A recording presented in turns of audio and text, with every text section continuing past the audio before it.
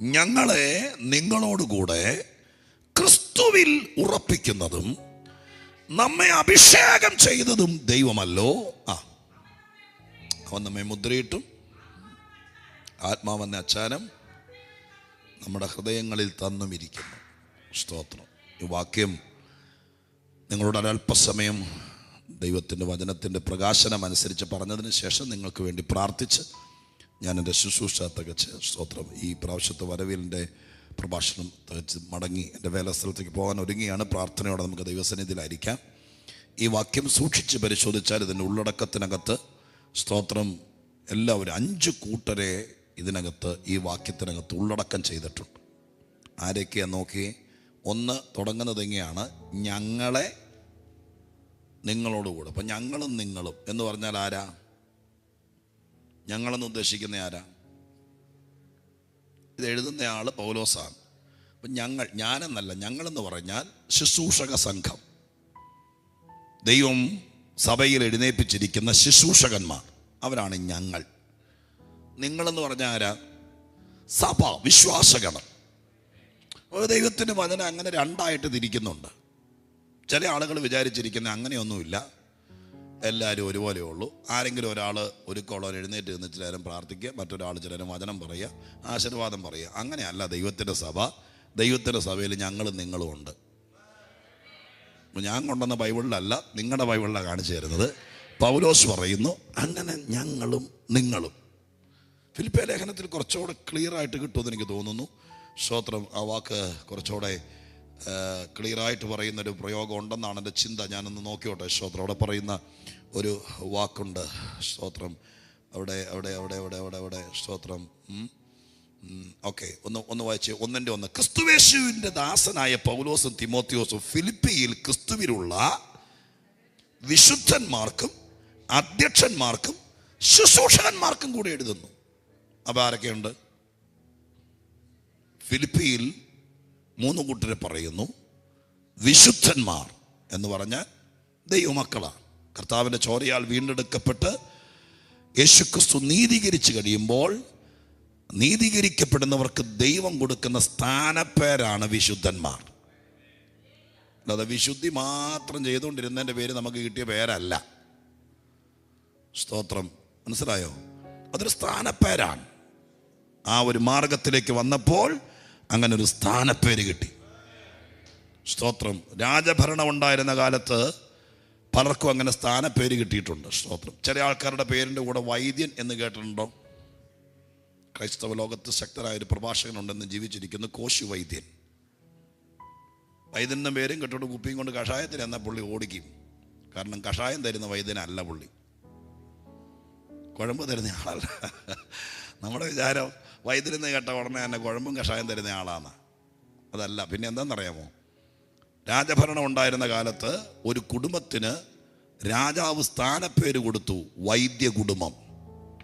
അപ്പോൾ ആ കുടുംബത്തിൽ ജനിച്ചു വളർന്ന എല്ലാവരുടെയും പേരിൻ്റെ കൂടെ വൈദ്യനെന്ന് ചേർക്കാം. കുഴമ്പ് കൂട്ടാൻ അറിഞ്ഞിട്ടല്ല, അത് രാജാവ് കൊടുത്തൊരു സ്ഥാനപ്പേരാ. പണിക്കർ ഫാമിലി കേട്ടിട്ടുണ്ടോ? ഒരു സ്ഥാനപ്പേരാ. ആ പേരിൻ്റെ കൂടെ എല്ലാം എന്ത് ചേർക്കാം? പണിക്കർ. അങ്ങനെ ചില പേരുകൾ, പിള്ള. സ്തോത്രം. എന്നത് രാജഭരണം ഉണ്ടായിരുന്ന കാലത്ത് നമ്മുടെ നാട്ടിൽ തെളിഞ്ഞ സംഭവമാണ്.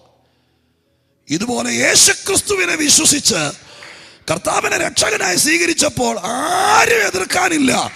മഹാരാജാവായ ദൈവം അവന്റെ പുത്രന്റെ ചോരയാൽ നീതീകരിക്കപ്പെട്ടപ്പോൾ അവർക്ക് കൊടുത്ത സ്ഥാനപ്പേരാണ് വിശുദ്ധന്മാർ. വിശുദ്ധന്മാർ. Praise the lord. ഹല്ലേലൂയ. ഇത് അർത്ഥം ഈ ബൈബിൾ അറിയാൻ വയ്യാത്ത ചില പുള്ളികൾ കയറി ഇതിനകത്ത് ഉള്ളവന്മാർ തന്നെ ചോദിക്കും, ഇയാൾ അങ്ങ് വിശുദ്ധി മാത്രമാണ് ചെയ്യുന്നുള്ളൂ. പിന്നെ ഇങ്ങനെ പറയുന്നത് അത് വിശുദ്ധി മാത്രം ചെയ്യുന്നു. കൊരിന്ത്യ സഭക്കാരെ വിശുദ്ധന്മാരെന്ന് വിളിച്ചു, പക്ഷെ അതിനകത്തും കുരുത്തക്കേട് കാണിച്ചവരില്ലേ? സ്തോത്രം. പൊതുവിൽ ദൈവമായ കർത്താവ് കൊടുക്കുന്ന ഒരു സ്ഥാനപ്പേരാണ് വിശുദ്ധന്മാർ. സ്തോത്രം. പിന്നെ അങ്ങനെ പേര് കൊടുത്തിട്ട് ഒരാഹ്വാനം കൂടി തന്നു, നിങ്ങൾ വിശുദ്ധിയെ തികച്ചോളണം എന്ന് വെച്ചാൽ എൻ്റെ അർത്ഥം എന്താ? സ്തോത്രം. ഈ പേര് നിനക്ക് ദൈവം ഔദാര്യമായിട്ട് തന്നിരിക്കുക, ആ പേരിന് തക്കോണം ജീവിച്ചോളണം. സ്തോത്രം. നീ ആരാന്ന് നിനക്കൊരു പേര് തന്നിരിക്കുക. അതിന് തക്കവണ്ണം നീ നിന്നെ തന്നെ ഒരുക്കി കാണണം. അത് കളയാതെ നോക്കണം. ഹല്ലേലൂയ. ആ പേരിന് യോഗ്യരാക്കാൻ കൃപയാൽ ഇടയാക്കിയത് ഓർത്ത് ദൈവത്തിന് നന്ദിയോടെ മനസ്സ് തുറന്ന് സ്തോത്രം ചെയ്താരേ. ഹല്ലേലൂയ. അപ്പോ സ്തോത്രം ഇവിടെ പറഞ്ഞിരിക്കുന്നു, ഫിലിപ്പിയിലെ വിശുദ്ധന്മാർക്കും അധ്യക്ഷന്മാർക്കും ശുശ്രൂഷകന്മാർക്കും. അപ്പൊ കുറച്ചുകൂടെ അവിടെ ലെവല് കൂടി. ശുശ്രൂഷകന്മാരുടെ ഇടയിൽ തന്നെ കുറച്ചുകൂടെ ഹയറായിട്ട് അധ്യക്ഷന്മാരുണ്ടായി. കാരണം സഭ വളരാൻ തുടങ്ങി. ജാതികളുടെ ഇടയിലേക്ക് സഭ സ്തോത്രം വന്നു കയറി. അങ്ങനെ വിവിധ സ്ഥലങ്ങളിൽ ആളുകളായി. സ്തോത്രം. അങ്ങനെ ആയ സമയത്ത് അധ്യക്ഷന്മാർ, മേളിൽ സ്തോത്രം ദൈവമായ കർത്താവ് ആക്കി വെച്ച അധ്യക്ഷന്മാർ. യാക്കോബ്, ലേഖനം എഴുതിയ യാക്കോബ് യെരൂശലേമിൽ സഭയുടെ ഒരു അധ്യക്ഷനായിരുന്നു. അങ്ങനെ സ്തോത്രം സഭയ്ക്കകത്ത്. അപ്പൊ ഈ സഭയ്ക്കകത്ത് ഇങ്ങനെ എല്ലാവരും ഒരുപോലെ അല്ല, വ്യത്യസ്തമായ സ്തോത്രം ഉദ്യോഗസ്ഥ വൃന്ദം പോലെ ദൈവമായ കർത്താവ് ആക്കി വെച്ചിട്ടുണ്ട്. ഇനി നമുക്ക് കൊരിന്ത്യയിലേക്ക് പോകാം. 5 കൂട്ടരെ കാണാം. അവിടെ എഴുതിയിരിക്കുന്നത് ഇങ്ങനെയാണ്: ഞങ്ങൾ എന്ന് പറഞ്ഞ ശുശ്രൂഷകന്മാർ, പിന്നെ നിങ്ങൾ എന്ന് പറഞ്ഞാൽ വിശ്വാസഗണം, പിന്നെ ആരെയാ? ക്രിസ്തു അതിനകത്തുണ്ട്, ദൈവം അതിനകത്തുണ്ട്, പരിശുദ്ധാത്മാവ് അതിനകത്തുണ്ട്. ആ വാക്യത്തിനകത്ത്. അപ്പോൾ ശുശ്രൂഷകന്മാരും വിശ്വാസികളും ക്രിസ്തുവും ദൈവവും പരിശുദ്ധാത്മാവും, ഈ 5 കൂട്ടരെയും കൂടി ഒരുമിച്ച് എഴുതിയിരിക്കുന്ന ഒരേ ഒരു വാക്യമാണ് നമ്മൾ ഈ വായിച്ച വാക്യം. ഉപദേശപരമായിട്ടും സ്തോത്രം അല്ലെങ്കിൽ ന്യായമായിട്ടൊക്കെ ഇതിനൊക്കെ ഒത്തിരി കാര്യങ്ങൾ ദൈവശാസ്ത്രപരമായിട്ട് ചിന്തിക്കാം. പക്ഷേ ഒരു ഉപവാസ പ്രാർത്ഥനയുടെ 20-ാം രാത്രി ദൈവശാസ്ത്രം പറയാനല്ലല്ലോ ഞാൻ നിൽക്കുന്നത്. അതിനകത്തുനിന്ന് ദൈവസന്നിധിയിൽ ചില ദൂതുകൾ പറയാനാണ് നിൽക്കുന്നത്. അതുകൊണ്ട് അതിനകത്തുനിന്ന് അഴിച്ചു പറക്കി ചില വാക്കുകൾ പുറത്തേക്കെടുത്ത് അതിലൂടെ ദൈവത്തിൻ്റെ പരിശുദ്ധാത്മാവ് ഇന്ന് ഈ യോഗത്തിൽ പ്രാർത്ഥിച്ചിരിക്കുന്നവർക്കും വന്നവർക്കും വേണ്ടി ദൈവമായ കർത്താവ് ചിലത് തരട്ടെ എന്ന് പ്രാർത്ഥിക്കാം നമുക്ക്. ഇവിടെ നോക്കൂ സ്തോത്രം. ആദ്യത്തെ ഒരു പ്രയോഗം ഞാൻ പറയാം. ഇവിടെ പൗലോസ് പറയുന്നു, ഞങ്ങളെ നിങ്ങളെയും കൂടി ക്രിസ്തുവിൽ ഉറപ്പിക്കുന്നത്. അങ്ങനെ ഒരു ഇടപാട് ദൈവം ചെയ്യും. എങ്ങനെ? ഉറപ്പിക്കുക. ആത്മീകത്തിൽ അങ്ങനെ ഒരു വ്യവസ്ഥയുണ്ട്, ഉറയ്ക്കുക. ഞാൻ ഈ പുസ്തകം പഠിച്ചോണ്ട് മനസ്സിലാക്കിയ കാര്യം പറയാം. ഈ വാക്യത്തിൻ്റെ എഴുത്തു ഭാഷയാണ് എഴുതിയിരിക്കുന്നത്. അതിനെ നമ്മൾ സംസാര ഭാഷയിലേക്ക് കൊണ്ടുവരുമ്പോൾ ഇത്രയുള്ളതിനകത്ത് ഞങ്ങളെ നിങ്ങളെയും കൂടി ക്രിസ്തുവിൽ ഉറപ്പിച്ചാൽ, ഉറപ്പിച്ച് കഴിയുമ്പോഴാണ് ദൈവം ചില കാര്യങ്ങൾ ചെയ്യുന്നത്. സ്തോത്രം. ഹല്ലേലൂയ. ഉറക്കുക എന്ന് പറയുന്ന സംഭവം. ചില ആളുകൾ 10 കൊല്ലം നടന്നാലും ഉറക്കുകയല്ല. ഉറക്കുക എന്ന് പറഞ്ഞൊരു സഭയിൽ പോയി മെമ്പർഷിപ്പ് എടുക്കുക എന്നുള്ളതല്ല. പിന്നെ എന്താണ്? യേശു എന്നെ രക്ഷിക്കും, കർത്താവ് എന്നെ കൈവിടിയല്ല, ഞാൻ നിത്യതയ്ക്ക് വേണ്ടി മാറ്റിവെച്ചവനാണ്, ദൈവത്തിന് എൻ്റെ മേൽ ഉത്തരവാദിത്വമുണ്ട്, ലോകത്തിന് ശക്തിക്ക് എന്നെ തൊടാൻ പറ്റില്ല എന്ന് നമ്മുടെ മനസ്സിനകത്ത് ഉറപ്പ് കിട്ടുന്നതാണ് ഈ ഉറക്കുക എന്ന് പറയുന്നത്. അങ്ങനെ ഉറക്കുന്നവൻ സംശയിക്കുകയല്ല. സംശയിക്കുന്നവൻ കാറ്റടിച്ചുളയുന്ന കടൽ തിരക്ക് സമനാണ്. ഒരിക്കലും അവൻ ഒന്നും പ്രതീക്ഷിക്കേണ്ടെന്നാണ് ബൈബിൾ പഠിപ്പിക്കുന്നത്. അപ്പോൾ ഉറച്ചവരുണ്ടെങ്കിൽ ഓർത്തോളണം, ഒരുപാട് സാധ്യതയുണ്ട്. ഞാൻ ഈ ഉറക്കുക എന്ന് പറയുന്നത് തന്നെ ബൈബിളൊരു വലിയ തീമാണ്. സ്തോത്രം. ഉറയ്ക്കണം. ഉറച്ചവൻ്റെ ലക്ഷണങ്ങളുണ്ട്, ഉറച്ചാൽ കിട്ടുന്ന നന്മകളുണ്ട്. ഈ ആത്മശക്തി ഇവിടെ പറഞ്ഞിരിക്കുന്നത് എന്താണെന്നറിയാമോ? നിങ്ങളെ ഞങ്ങളെയും കൂടി ക്രിസ്തുവിൽ ഉറപ്പിച്ചു. അങ്ങനെ ഉറപ്പിച്ചവർക്ക് കിട്ടുന്നതാണ് അഭിഷേകം. സ്തോത്രം. ഹല്ലേലൂയ. ഞാൻ വിശദീകരിക്കാൻ ശരിക്കും തെളിയിക്കാൻ ആഗ്രഹിക്കുക. പ്രാർത്ഥിച്ചുകൊണ്ടിരുന്നു. നിങ്ങൾ ഉറയ്ക്കുമ്പോൾ എന്ത് കിട്ടും? ഉറച്ചവരെ ദൈവം അഭിഷേകം ചെയ്യും.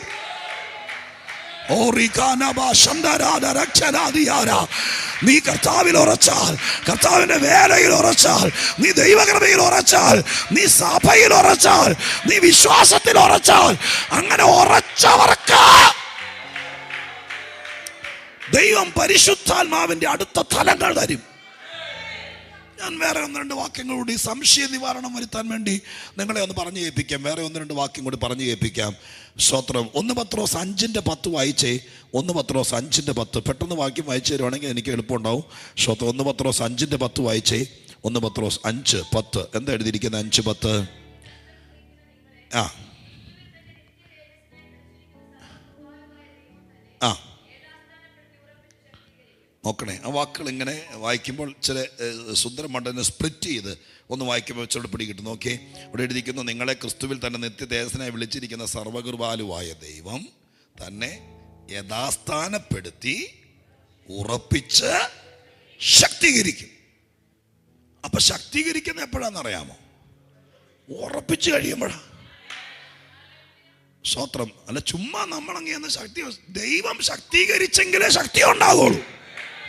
പക്ഷെ ആ ശക്തി നമുക്ക് കിട്ടണമെന്നുണ്ടെങ്കിൽ നീ ഉറച്ചെന്ന് ദൈവത്തിന് ബോധ്യം വരണം. ഹല്ലേലൂയ. നീ ചത്താലും വേണ്ടില്ല, ഞാൻ ഇട്ടിട്ട് പോകത്തില്ല എന്ന് സ്വർഗത്തിലെ ദൈവത്തിന് ബോധ്യം വന്നാൽ, ആ ബോധ്യം ദൈവത്തിന് കിട്ടിയാൽ, ആ ഗ്യാരണ്ടി കിട്ടിയാൽ, അന്ന് ദൈവം അസാധാരണ ശക്തി തരും.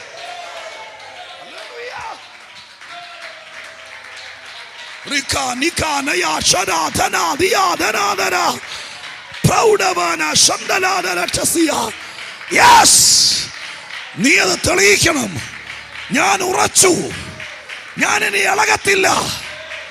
യെസ്, ദൈവത്തിൽ നിന്ന് മാറത്തില്ല. ഇനി ആര് പറഞ്ഞാലും ഇളകത്തില്ല. ഇനി ഇവിടെ കിടന്ന് മരിക്കേണ്ടി വന്നാലും ദൈവകൃപ വിട്ടു പോകില്ല. സ്വർഗീയ ദർശനത്തോട് അനുസരണക്കേട് കാണിക്കില്ല എന്ന് നമ്മൾ ദൈവമുമ്പിൽ തെളിയിച്ചാൽ, അങ്ങനെ ഉറപ്പ് കിട്ടിയാൽ, അങ്ങനെ ഉറയ്ക്കുന്നവനെ സ്വർഗത്തിലെ ദൈവം ശക്തീകരിക്കും. അങ്ങനെ ഉറയ്ക്കുന്നവനെ അഭിഷേകം ചെയ്യും. സ്തോത്ര. ഹല്ലേലൂയ. ദൈവത്തിന് ആ വിശ്വാസം ഉണ്ടാകണം. സ്തോത്രം. ദൈവത്തിന് ആ വിശ്വാസം ഉണ്ടാകണം. നമ്മൾ ദൈവത്തെ വിശ്വസിക്കുന്നത് പോലെ ദൈവം നമ്മളെ വിശ്വസിക്കണം. പൗലോസ് പറയുന്നൊരു വാക്ക് കണ്ടോ? എന്നെ വിശ്വസ്തനെന്നെണ്ണി ഈ ശുശ്രൂഷ പരമേൽപ്പിച്ചു. എൻ്റെ അർത്ഥം എന്താ?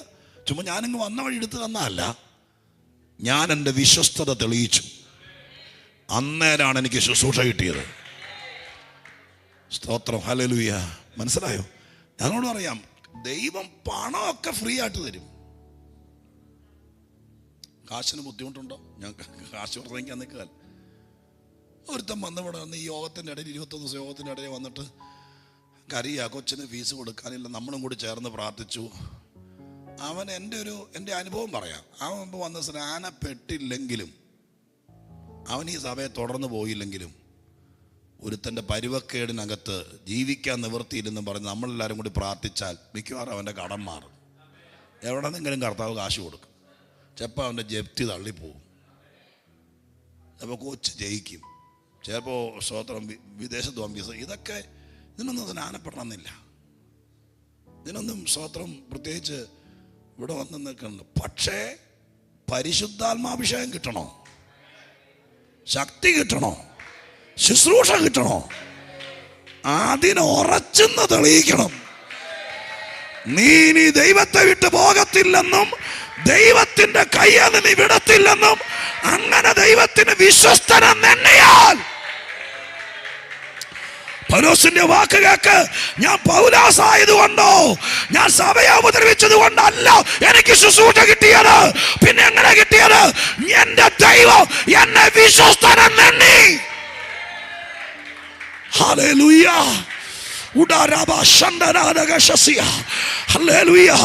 കോട്ടകളെ ഇടിക്കണോ? ദുഷ്ടാത്മശക്തികളെ പുറത്താക്കണോ? ആത്മാക്കളെ നേടണോ? ശുശ്രൂഷ ഉണ്ടാകണോ? ശുശ്രൂഷ തരണോ? വേണോ? അത് വേണമെങ്കിൽ ഉറപ്പിക്കണം.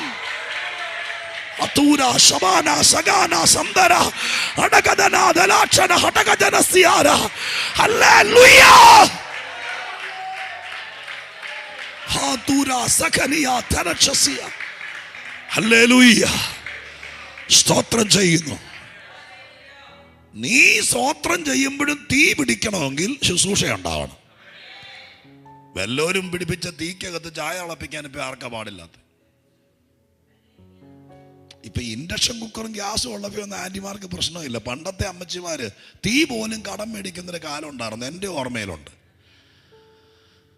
തീ പോലും എന്നെ ഒന്നിലധികം പ്രാവശ്യം എൻ്റെ അമ്മ അടുത്ത വീട്ടിൽ പോയി തീ കടം മേടിക്കാൻ വിട്ടിട്ടുണ്ട്.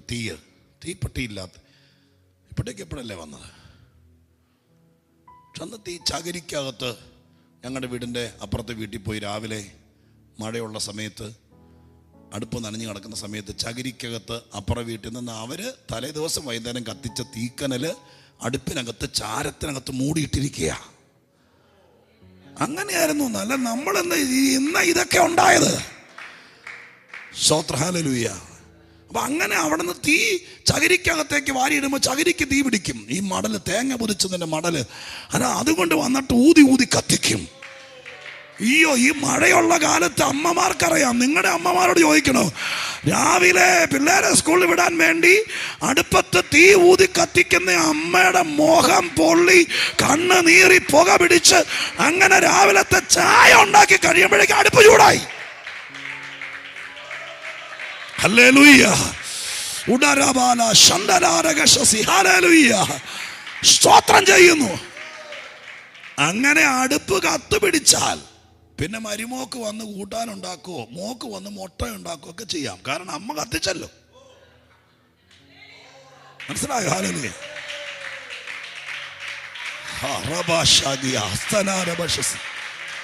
പിന്നെ ഒന്നും ചെയ്യണ്ട, പിന്നെ വിറകിട്ട് കൊടുത്താ മതി.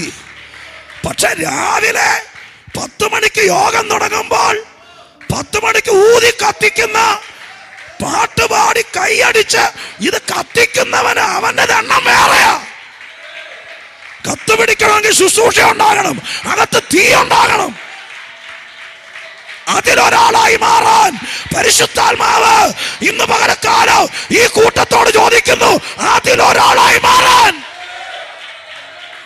ഹല്ലേലൂയ. പരിശുദ്ധാത്മാവേ, ദൈവത്തിന്റെ ഉദ്ദേശം നടക്കട്ടെ. ദൈവം ചിലരെ തീ കലശങ്ങളാക്കി മാറ്റട്ടെ. തീ കലശങ്ങളായി, തീ കലശങ്ങളായി സ്വർഗം മാറ്റട്ടെ.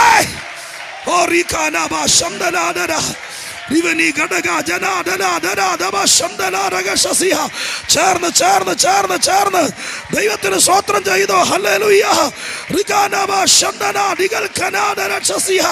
നന്ദിയോടെ നന്ദിയോടെ നന്ദിയോടെ നന്ദിയോടെ നന്ദിയോടെ നന്ദിയോടെ സ്തോത്രം.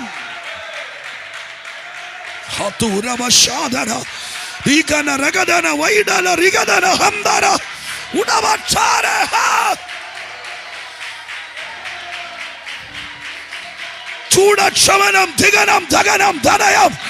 ശുശ്രൂഷയുള്ളവൻ തീ പിടിപ്പിക്കും. അവൻ മെല്ലോന്നെ തീക്കകത്ത് കത്തിക്കുന്നവനായിരിക്കില്ല. ഇന്ന് പകലിൽ നീ ഉറച്ചാൽ, നീ ബലപ്പെട്ടാൽ, നീ കൃപയിൽ ഉറച്ചാൽ, ഈ പാറമേൽ ഉറച്ചാൽ, സ്വർഗം നിന്റെ അകത്തു ശുശ്രൂഷ തരും. Jesus, holy spirit.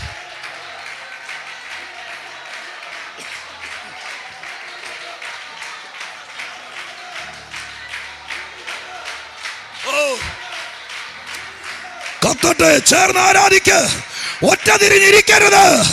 ഇതിനകത്ത് ഒറ്റ തിരിഞ്ഞിരിക്കരുത്. ചേർന്ന് സ്തോത്രം ചെയ്യ. നിന്നെ ദൈവം ഒരു തീ കലശമാക്കി മാറ്റട്ടെ. ജയം ജയം ജയം ജയം ജയം ജയം.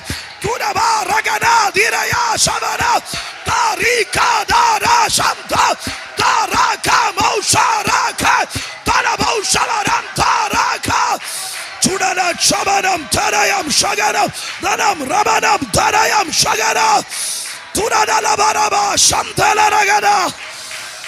എവിടെ ചെന്നാലും, നീ എവിടെ ചെന്നാലും, നീ എവിടെ ചെന്നാലും അവിടെ തീ പിടിക്കണോ, അവിടെ കത്ത് പിടിക്കണോ. ശുശ്രൂഷയുള്ളവൻ ചെന്നാൽ അവിടെ സ്വർഗത്തിലെ തീ വ്യാപരിക്കോ, ദൈവപ്രവൃത്തി നടക്കോ.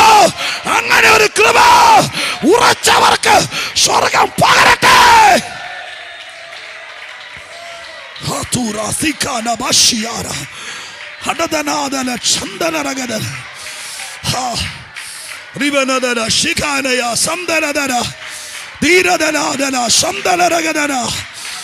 ഉറച്ചവനെ തീക്കനലാക്കി മാറ്റും ദൈവം.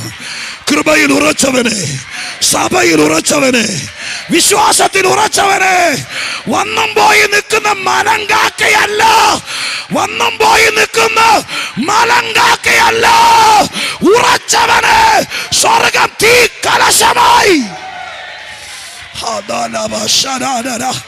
ഉടനാദര സന്തനാദര റിഖനാദര ശബനഗടകാരിയ. ഓ ദൂര ശബന റിഖന ധരയ ശന്തര വ്യാപരിക്കട്ടെ. ദൈവത്തിന്റെ തീയായി, തീ പിടിപ്പിക്കുന്നവനായി. ദൂരജലാശ ഹംദലരഗദ ഉടലക്ഷമന തുരക ക്ഷമനം പ്രൗഢം തം റംദം ഗൗഡം തക്ഷമനം ധരയം ശകനം തം റംദ കൗഡ രാന തരംശ രാധ രംധ രഗന തരീഗ പ്രൗഢ ഹസ്ത ദൂരബാന റിഗന ധരയ റിക പ്രൗഢ ഛൈഡ ചാരം ദൂരചാല റീഗചാന റീഗചാന തീബാബാല ബൗഡാബാല ഹന്ദാദാര ദിഗനനാര ബൗഡാബാല ഹടഗദാര ശംദാരാര ബൗഡാബാല ദീകദാര ഹംദാര ദൂഡാബാല റൗഡാര ദീകദാര ഹംദാര ദാരാര റൗഡാര ഹംദാരാര ബൗഡാര ഉന്നത ഉന്നത യേശുവേ രക്ഷക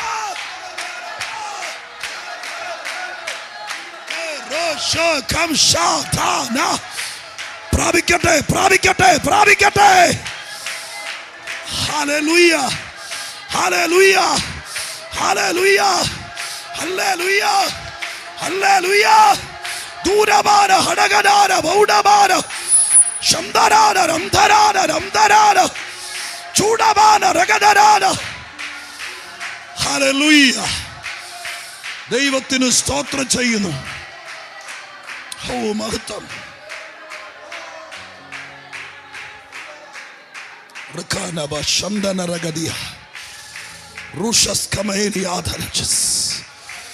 പരിശുദ്ധാത്മാവിന് ഹല്ലേലൂയ. പ്രിയരെ, ഞാൻ വീണ്ടും പറയാം, വേണമെങ്കിൽ ഒരുപാട് സഭയിൽ കയറി ഇറങ്ങി നടക്കാം, എങ്ങും ഉറയ്ക്കാതെ. പക്ഷേ ഞാൻ ഈ പറഞ്ഞ പോലെ കാലിലെ നീര് മാറുമായിരിക്കും, നടുവേദന മാറുമായിരിക്കും. ചിലപ്പോൾ നിങ്ങളുടെ കൊച്ചിന് IELTS പാസ്സാകാൻ പറ്റുമായിരിക്കും. പക്ഷെ നീ ചെല്ലുന്നിടത്ത് തീ പിടിക്കണമെങ്കിൽ നിനക്കൊരു ശുശ്രൂഷ ഉണ്ടാകണം. അത് ഉറച്ചവർക്കാ കിട്ടുള്ളൂ എന്ന് തിരുവെഴുത്ത് പഠിപ്പിക്കുന്നു.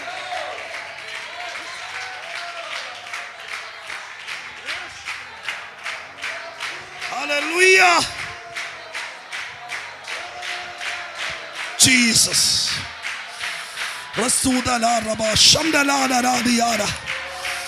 പരിശുദ്ധാത്മാവിനാലും ശക്തിയാലും ദൈവം സഹായിക്കട്ടെ.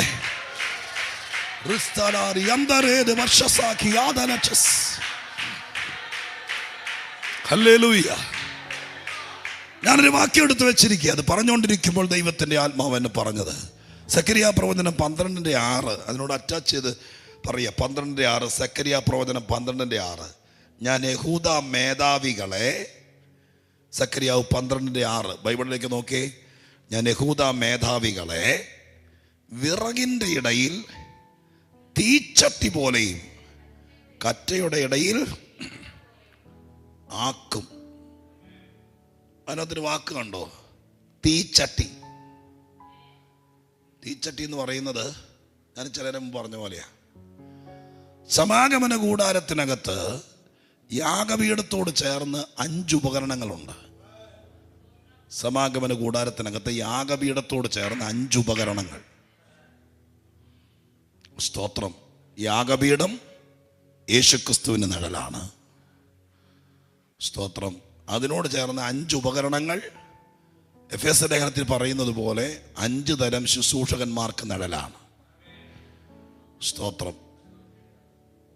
അതിനകത്ത് ഒരു ഉപകരണമാണ്, 5 ഉപകരണങ്ങളിൽ ഒരു ഉപകരണമാണ് തീച്ചട്ടി, തീക്കലശം. തീക്കലശം എന്നാണെന്നറിയാമോ? ഞാൻ ആദ്യം പറഞ്ഞ പോലെ ദൈവാലയത്തിനകത്ത് രാവിലെ യാഗപീഠത്തിൽ തീ പിടിപ്പിക്കാൻ വേണ്ടി അടുത്ത വീട്ടിലെ ചേച്ചിയുടെ വീട്ടിൽ പോയി തീ മേടിച്ചുകൊണ്ട് വന്ന യാഗപീഠത്തിൽ തീ പിടിപ്പിക്കാൻ പറ്റിയല്ല.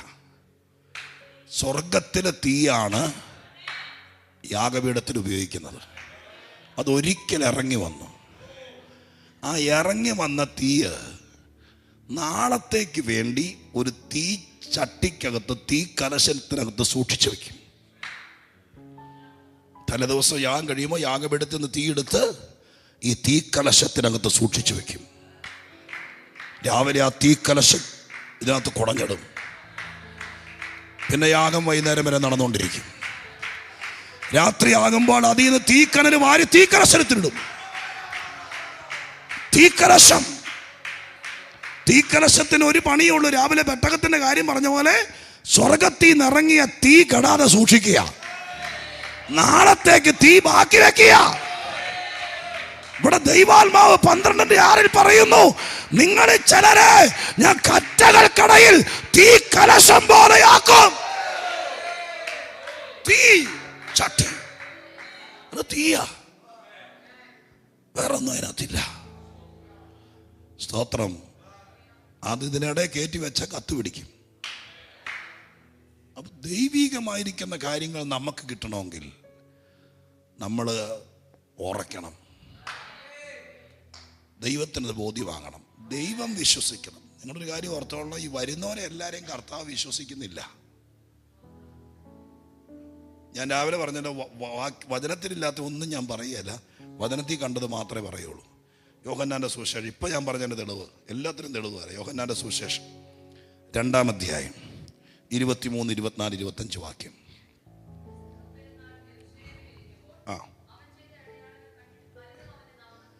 ശ്രദ്ധിച്ചു വായിച്ചോട്ടോ. പെരുന്നാളിൽ യെരൂശലേമിൽ ഇരിക്കുമ്പോൾ യേശുക്രിസ്തു ചെയ്ത അടയാളങ്ങൾ കണ്ടിട്ട് യഹൂദന്മാർ പലരും അവന്റെ നാമത്തിൽ വിശ്വസിച്ചു. അടുത്തത്, യേശുവോ എല്ലാരെയും അറിയുകൊണ്ട് തന്നെത്താൻ അവരുടെ പക്കൽ വിശ്വസിച്ചേൽപ്പിച്ചില്ല. അതിനർത്ഥം എന്നാ? വന്നോനെല്ലാം അത്ഭുതം കണ്ടാൽ ആരാ വിശ്വസിക്കാത്ത? നിങ്ങൾ പറ്റെങ്കിൽ പാലക്കാട് ടൗണിൽ പബ്ലിക്കിന്റെ ഇടയിൽ ഭയങ്കര ദൈവകൃപയുള്ള രോഗശാന്തി ശുശ്രൂഷയുള്ള ഒരു ദൈവദാസനെ വിളിച്ചു വരുത്തി പബ്ലിക്കായിട്ട് യോഗം നടത്തുക.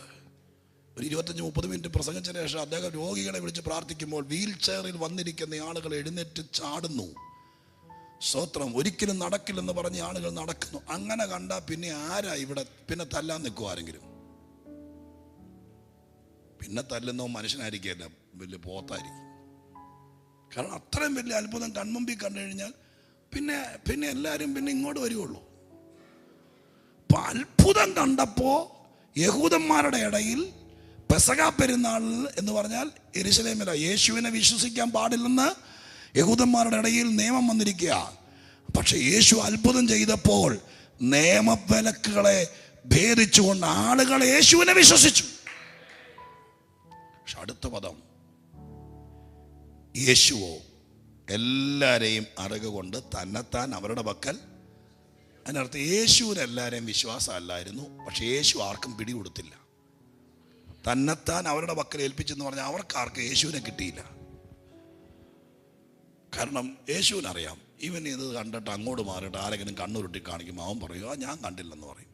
അപ്പോൾ പിന്നെ യേശു പിന്നെ സ്തോത്രം വഴിയിലാവും. അതുകൊണ്ട് യേശു ഇവരെയൊക്കെ അറിയാവുന്നതിൻ്റെ പേരിൽ വിശ്വസിച്ചേൽപ്പിച്ചില്ല. ആ വാക്ക് ഭയങ്കരമാണ്. ഞാൻ രാവിലെ പ്രസംഗിച്ചല്ലോ, എൻ്റെ അകത്ത് യേശു ഇരിക്കാന്ന് തീരുമാനിച്ച് എന്തുകൊണ്ടാണ്? എന്നെ വിശ്വസിച്ച് യേശു. അതുകൊണ്ട് എനിക്ക് യേശുവിനെ കിട്ടി. എന്നെ വിശ്വാസം. അല്ലെങ്കിൽ യേശു വന്ന് നീ വന്ന് എൻ്റെ മുമ്പിൽ വന്നത് പ്രാർത്ഥിച്ചിട്ട് നീ എന്തെങ്കിലും മേടി ദാതാവാണ്, നീ എന്തെങ്കിലും മേടി സൗഖ്യം മേടിച്ചോണ്ട് പൊക്കെ കുഴപ്പമില്ല. നിനക്ക് എന്നെ കിട്ടണമെങ്കിൽ ഞാൻ നിന്നെ വിശ്വസിക്കണം. നിനക്ക് സൗഖ്യം കിട്ടണമെങ്കിൽ നീ എന്നെ വിശ്വസിച്ചാൽ മതി.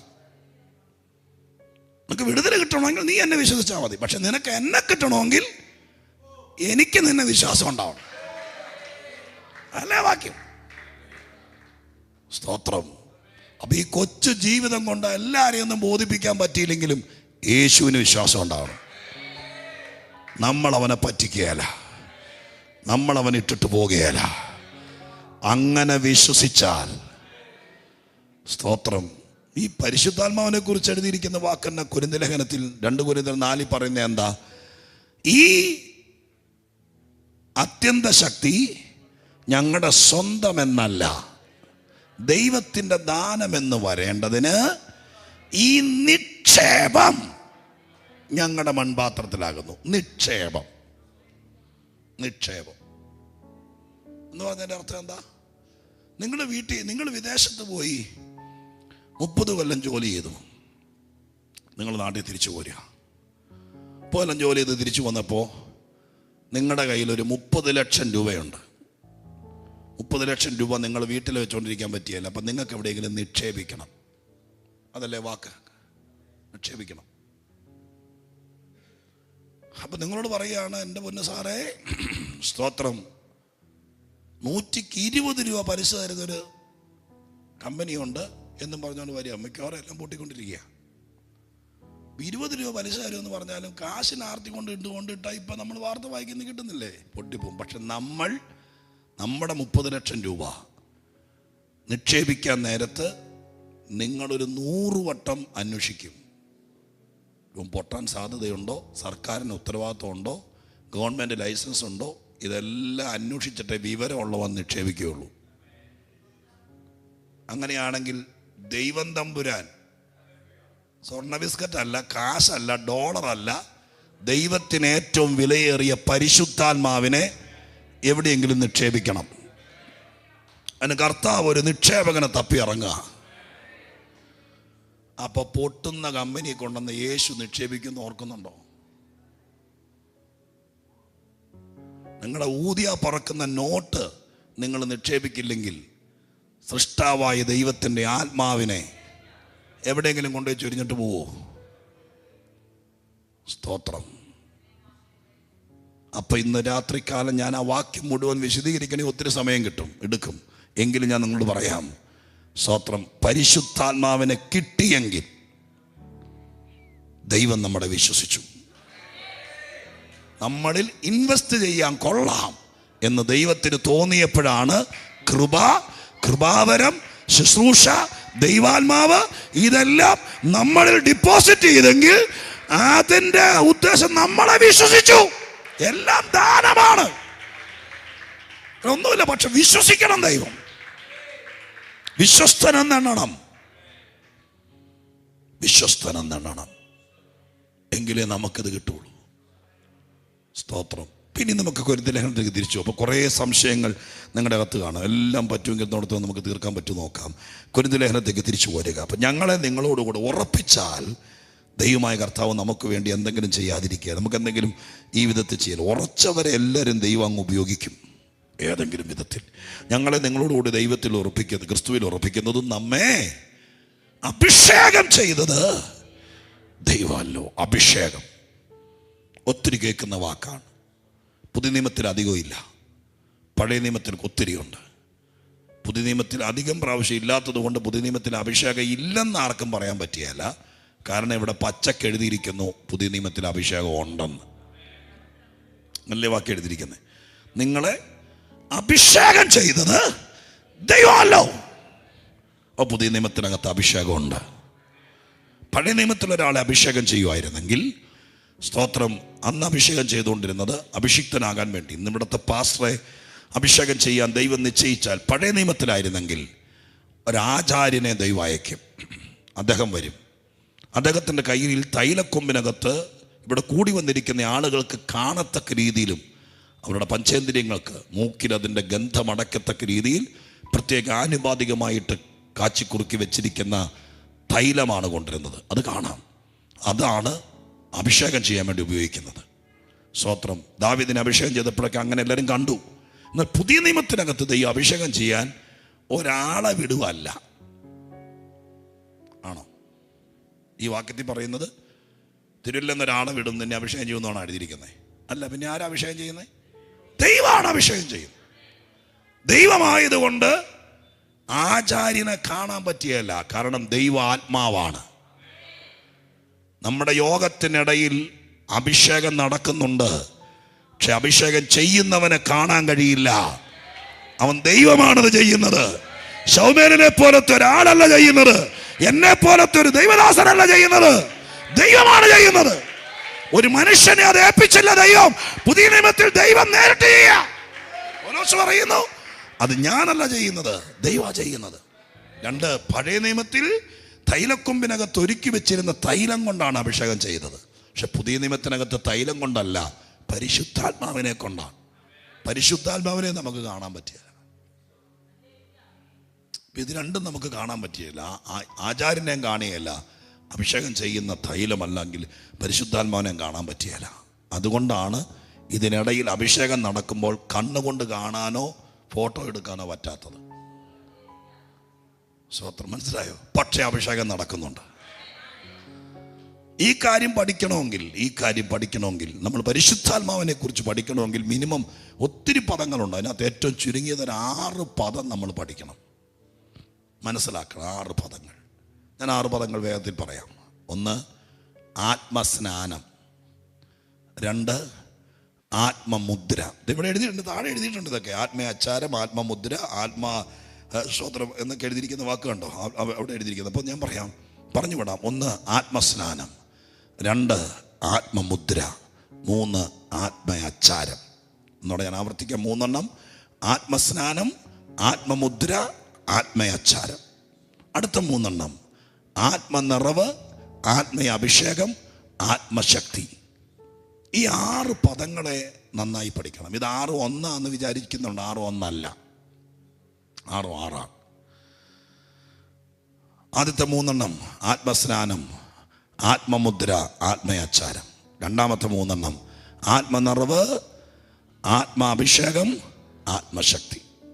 ഇതിൽ ആദ്യത്തെ 3 ഒരു 1 ടൈം ഡീലിംഗ്, ഒറ്റ പ്രാവശ്യമുള്ളൂ. ആത്മസ്നാനം എന്നുമില്ല, ഒറ്റ പ്രാവശ്യമാണ്. ആദ്യത്തെ പ്രാവശ്യം പരിശുദ്ധാത്മസ്നാനം.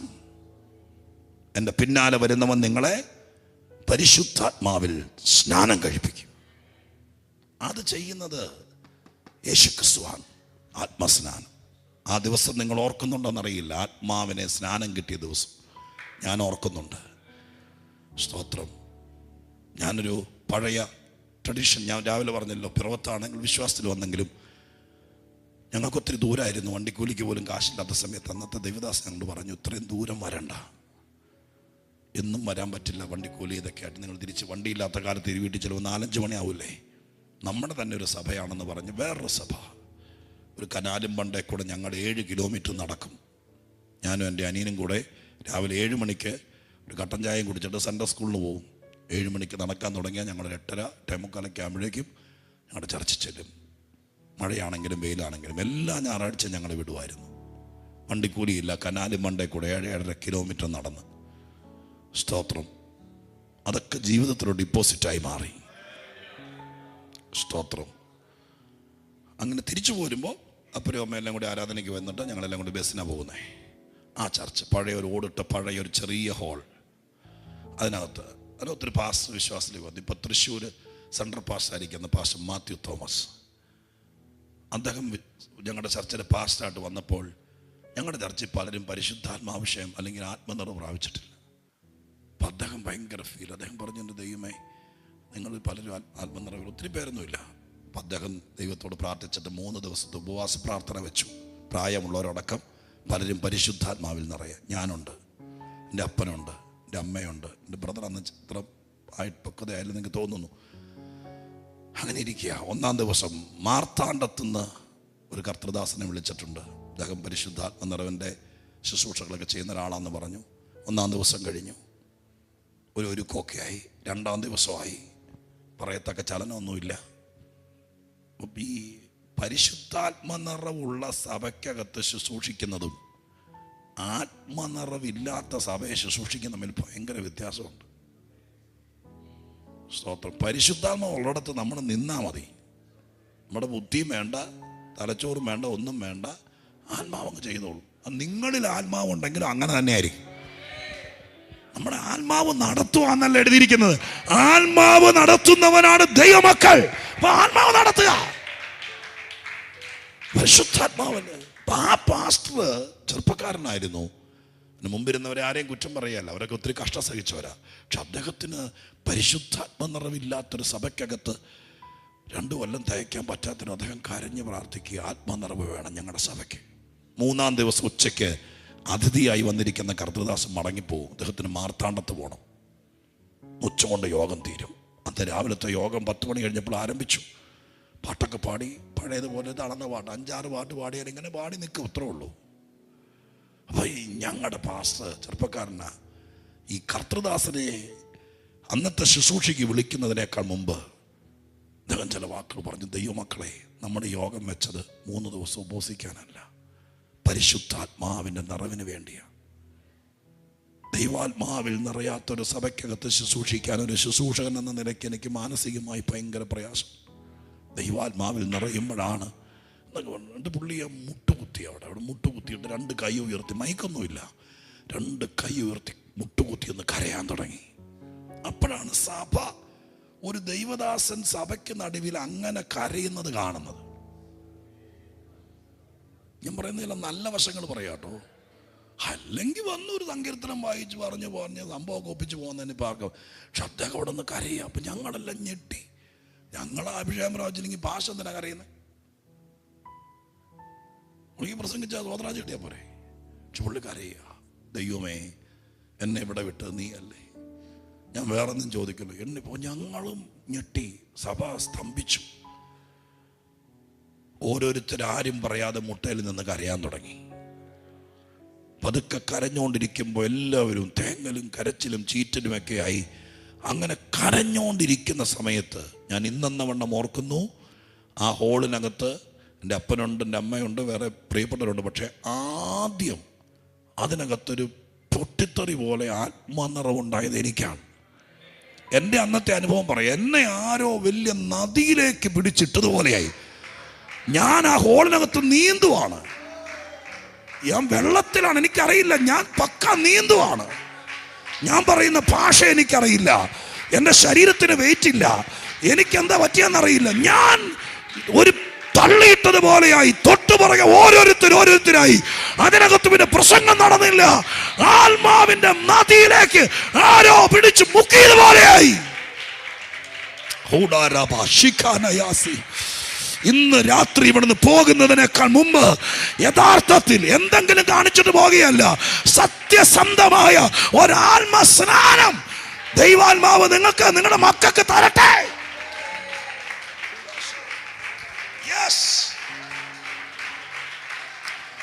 കരച്ചിലും നിലവിളിയുമായി സ്തോത്രം. ഉച്ചയ്ക്ക് ദൈവദാസൻ ചില വാക്കുകൾ പറഞ്ഞ് ഞങ്ങളുടെ തലയെ കൈവച്ച് ഉറപ്പിച്ച് ഞങ്ങളെ വിട്ടു. എൻ്റെ പ്രിയപ്പെട്ടവരെ, അതിനുശേഷം ഞാൻ ഞങ്ങളുടെ നാട്ടിലായിരുന്നപ്പോൾ, ഞാൻ പാസ്സായതിനു ശേഷം ആരാധന എന്ന് പറഞ്ഞാൽ നല്ല ബോള് തെറിക്കുന്ന പോലെയൊക്കെ ആരാധിച്ചിട്ടുണ്ട്. പക്ഷേ ആത്മസ്നാനത്തിൻ്റെ അന്നത്തെ പോലത്തെ ഒരു അനുഭവം, അന്ന് കിട്ടിയ പോലത്തെ ഒരു അനുഭവം, പിന്നെ അതിനൊക്കെ വേറെ മോഡലുകൾ ഉണ്ടായിട്ടുണ്ട്. പക്ഷെ അന്നത്തെ അനുഭവം പോലെ പിന്നെ ഉണ്ടായിട്ടില്ല. അതൊരനുഭവമാണ്. ആത്മസ്നാനം. കർത്താവ് നമ്മളെ ആത്മനദിയിലേക്ക് ഇറക്കുന്ന ദിവസം. സ്തോത്രം. എല്ലാ ദിവസവും ഇങ്ങനെ സ്നാനമല്ല, അതൊറ്റ പ്രാവശ്യം കൊണ്ട് നടക്കുന്നതാണ്. രണ്ടാമത്തതാണ് ആത്മമുദ്ര. സ്തോത്രം. അതെന്താ? ദൈവം നമ്മളെ അവകാശമാക്കി. ഇത് സ്വർഗത്തിന്റെ പ്രോപ്പർട്ടി ആണെന്നുള്ളതിന് ദൈവം സീൽ ചെയ്തത് പരിശുദ്ധാത്മാവ് കൊണ്ടാണ്. ഫേസനത്തിൽ പറയുന്നു, വീണ്ടെടുപ്പിൻ നാളിനായി നിന്നെ മുദ്രയിട്ടിരിക്കുക. ആ ദിവസത്തേക്ക് വേണ്ടിയിട്ടുള്ളതാ പറഞ്ഞ് പരിശുദ്ധാത്മാവിനാൽ മുദ്ര വെച്ചു, സീലടിച്ചു. നമുക്കത് കാണാൻ പറ്റിയല്ല. ആത്മാവിന്റെ സീല് നമ്മുടെ മേലുണ്ട്. നിങ്ങൾ അടി ഉറച്ച് വിശ്വസിച്ച ആ മുദ്രയുള്ളവനെ ദുഷ്ടം തൊടിയല്ല. ദൈവം അത് മുദ്ര വെച്ചു. മൂന്നാമത്തത് ആത്മാവിന്റെ അച്ചാരം. ഒരു ബിസിനസ് ഭാഷയാണ്. നമുക്ക് ഉറപ്പ് തരികയാണ്. ഒരു അച്ചാരം തരിക. അച്ചാരം തരിക എന്ന് പറഞ്ഞാൽ ഇപ്പം നമ്മളൊരു ബിസിനസ് തന്നെയാണ്. വണ്ടി കച്ചവടം നടന്നു കഴിഞ്ഞാൽ, വസ്തു കച്ചവടം നടന്നാൽ ആദ്യം അഡ്വാൻസ് കൊടുക്കും. അത് ഒരു മുദ്ര പേപ്പറിനകത്ത് എഴുതുക, അതൊക്കെ ചെയ്യണം. പക്ഷെ പണ്ട് കാലത്ത് അച്ചാരം കൊടുത്തുകൊണ്ടിരുന്നത് പൈസയല്ല, ആളുകളെയാണ്, വ്യക്തികളെയാണ്. എൻ്റെ ബൈബിളിൽ നിന്ന് തെളിവാൻ പറയാം. യോസേപ്പിൻ മിസ്രൈമിൽ മന്ത്രിയായിരിക്കുന്ന സമയത്ത് സഹോദരന്മാർ കനാനിൽ നിന്ന് കാലിച്ചാക്കുമായിട്ട് അവിടെ ചെന്നു. യോസേപ്പിനെ കണ്ട വഴി എല്ലാവരെയും പിടികിട്ടി. ആ കഥ നിങ്ങൾക്കറിയാം, സംഭവം നിങ്ങൾക്കറിയാം. പറഞ്ഞ് എല്ലാവരെയും ചേട്ടൻ മുതൽ അരിമരി ഇരുത്തിയതിന് ശേഷം കാര്യങ്ങളൊക്കെ പറയും. പെട്ടെന്ന് യോസേപ്പ് തിരിഞ്ഞിട്ട് പറഞ്ഞു, എനിക്ക് നിങ്ങളെ വിശ്വാസം വരുന്നില്ല, നിങ്ങൾ ഒറ്റുകാരാന്നൊരു സംശയം. അപ്പോൾ ഒരു എൻ്റെ പൊന്നു യജമാനെ, ഒറ്റുകാരൊന്നുമല്ല. അങ്ങനെയല്ല. ഇത്രയും നേരം നല്ല വാക്ക് പറഞ്ഞിട്ട് പോകാൻ നേരത്ത് വേണ്ടാത്ത പറയരുത്. ഒറ്റുകാരല്ല, ഞങ്ങളുടെ ഒരു അപ്പൻ്റെ മക്കളാണ്. അങ്ങനെ ഒരുത്തനുണ്ടായിരുന്നു, അവനെ സ്വത്ത് കാട്ടുമൃഗം കടിച്ചു തിന്നു. ഇനി ഒരുത്തനുണ്ട്, അവനെ അപ്പനെ നോക്കാൻ വീട്ടിൽ നിർത്തിയിരിക്കുക, ബെന്യാമീനെ. അപ്പം യോസേപ്പ് പറഞ്ഞു, യോസേപ്പിനെല്ലാം അറിയാം ബെന്യാമീനെ ഇവിടെ വരുത്താൻ വേണ്ടിയിട്ടുള്ള പരിപാടിയാണ് യോസേപ്പ് ചെയ്യുന്നത്. അപ്പൊ യോസേപ്പ് പറഞ്ഞു, എനിക്കത് വിശ്വാസമില്ല. അങ്ങനെ ഒരു മോൻ, ഒരു ബ്രദർ നിങ്ങൾക്കുണ്ടെങ്കിൽ അവനെ ഇവിടെ കൊണ്ടുവരണം. അപ്പൊ ഇവര് ചേട്ടന്മാർ പറഞ്ഞു, അതിനെന്നാ, അടുത്ത പ്രാവശ്യം റേഷൻ മേടിക്കാൻ വരുമ്പോ ഞങ്ങൾ കൊണ്ടുവരാം. യോസേപ്പ് പറഞ്ഞു, അങ്ങനെ പറ്റിയാല, നിങ്ങൾ അടുത്ത പ്രാവശ്യം വരുമെന്ന് തന്നെ ഉറപ്പ്. അതുകൊണ്ട് നിങ്ങൾ ബെന്യാമീനെ ഇവിടെ കൊണ്ടുവരുന്നവരെയും ഒരുത്തൻ ഇവിടെ അച്ചാരം നിൽക്കണം. അച്ചാരം എന്നൊരു വാക്ക് അവിടെ ഇല്ല, പക്ഷേ അതിന് ഗ്യാരണ്ടി, ഉറപ്പ്, ഒരുത്തൻ ഇവിടെ നിൽക്കണം. അങ്ങനെ ശിമയോനെ പിടിച്ചവിടെ നിർത്തി. ശിമയോൻ ഇനി പോണമെങ്കിൽ ബെന്യാമീൻ വരണം. അവനെ അച്ചാരം നിർത്തിയിരിക്കുക. സ്തോത്രം. ഇതുപോലെ യേശുക്രിസ്തു പോകാൻ നേരത്ത് പറഞ്ഞു, ഞാൻ വരും. എനിക്കതിന്, നിങ്ങൾക്ക് അതിനകത്ത് ഉറപ്പ് കുറവുണ്ടെങ്കിൽ ഒരു കാര്യം ചെയ്യാം, ഞങ്ങളിൽ ഒരാളെ ഇവിടെ അച്ചാരം നിർത്താം. മീഖായേലിനെയും ഗബ്രിയേലിനെയും അല്ല, പിതാവും പുത്രനും പരിശുദ്ധാത്മാവും. അതിൽ പരിശുദ്ധാത്മാവിനെ ഇവിടെ അച്ചാരം നിർത്തി, സഭയ്ക്ക് വേണ്ടി അച്ചാരം നിർത്തി. ഇനി പരിശുദ്ധാത്മാവിന് ഇവിടെ നിന്ന് പോകണമെങ്കിൽ യേശു വരണം. വരാതെ പോകുകയല്ല. ആരൊക്കെ പറഞ്ഞാലും, ഇവിടെ ഭരണം മാറിയാലും, ഇവിടെ സഭയെ ചുട്ടുകൊന്നാലും വെട്ടിക്കൊന്നാലും എന്തൊക്കെ ചെയ്താലും, ദൈവാത്മാവ് ഭാരതത്തിൽ നിന്ന് പോകണമെങ്കിൽ, ലോകത്തിൽ നിന്ന് പോകണമെങ്കിൽ യേശു മടങ്ങി വരണം. അല്ലാതെ പോവുകയല്ല. ആരൊക്കെ പറഞ്ഞാലും, ചൂലെടുത്തടിച്ചാലും, ഹോമം നടത്തിയാലും, മന്ത്രവാദം നടത്തിയാലും, ഇവിടെ ഭരണം മാറിയാലും, എന്തൊക്കെ ചെയ്താലും പരിശുദ്ധാത്മാവ് പോണോ, യേശു മടങ്ങി വരണം. ഓ ജീസസ്, ഹല്ലേലൂയ, സ്തോത്രം ചെയ്യുന്നു. അതാണ് അച്ചാരം. അങ്ങനെ ഇത് മൂന്നും ഒരു വൺ ടൈം ആയിട്ട് സിസ്റ്റമാറ്റിക് ആയിട്ട് ചെയ്ത് നിർത്തിയിരിക്കുക. എന്നാൽ അടുത്ത മൂന്നെണ്ണം ആത്മനിറവ്.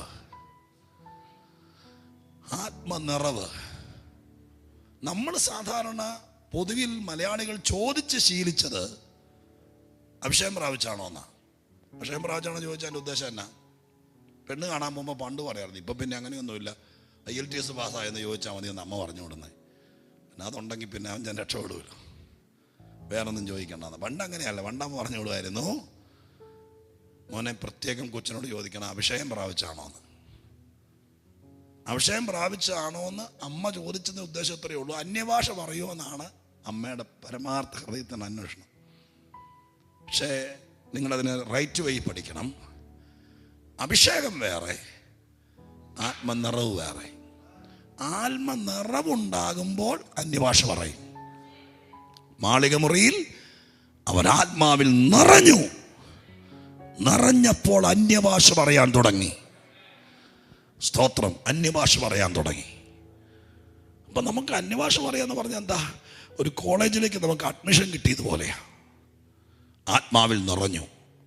അപ്പൊ നിനക്ക് ദൈവസഭ എന്ന ഈ വലിയ ഇൻസ്റ്റിറ്റ്യൂട്ടിലേക്ക് നിനക്ക് പ്രവേശനം കിട്ടി.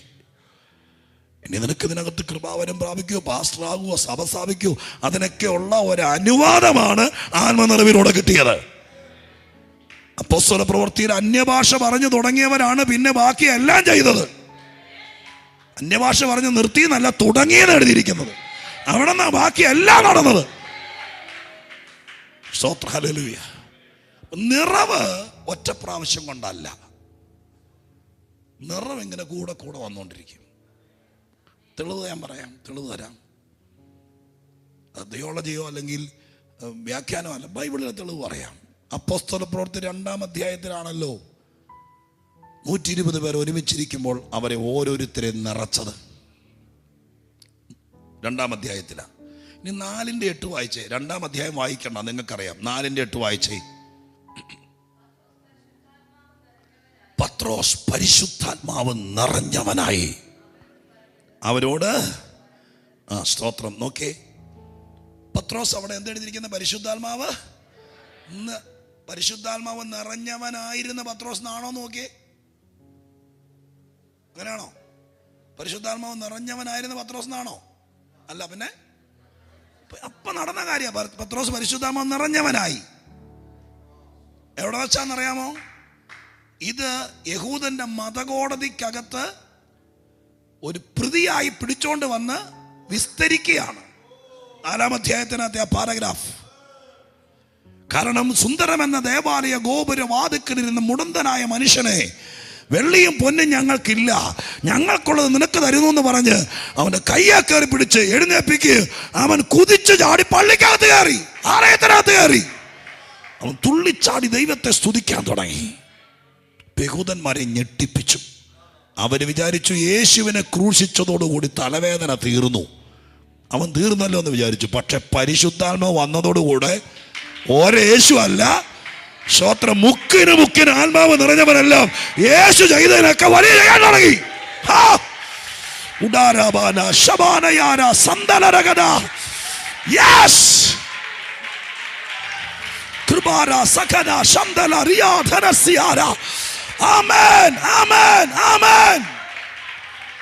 സാധാരണക്കാരനെ അസാധാരണക്കാരനാക്കുന്നതാണ് പരിശുദ്ധാത്മാവ്. സ്തോത്രം. അവരോർത്തു യേശു പോയപ്പോൾ അത്ഭുതം തീർന്നു, അടയാളം തീർന്നു.